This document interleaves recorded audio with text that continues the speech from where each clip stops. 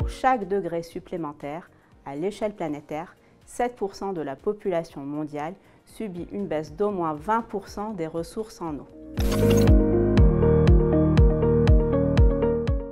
L'eau est une ressource critique pour la préservation de la vie sur Terre, mais également pour la production alimentaire, d'énergie et le fonctionnement de certaines activités industrielles.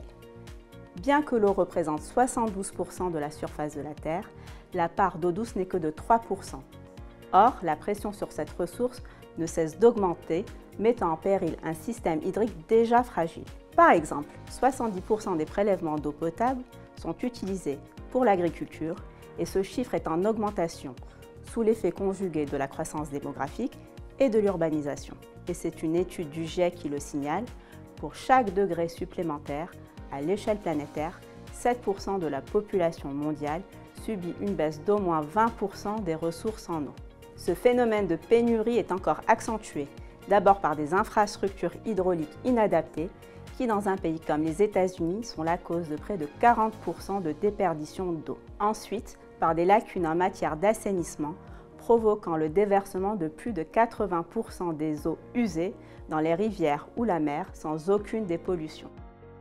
Dans notre gestion sous mandat à impact, nous privilégions les entreprises qui répondent à ces enjeux, offrant des solutions pour économiser, traiter et assainir l'eau.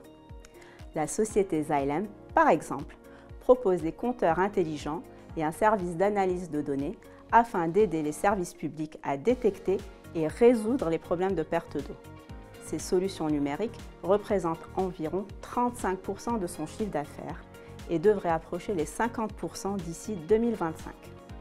Quant à American Water Works, société de distribution d'eau, elle participe à moderniser les infrastructures américaines pour améliorer leur résilience face aux événements climatiques et propose des technologies de prévention des pollutions chimiques.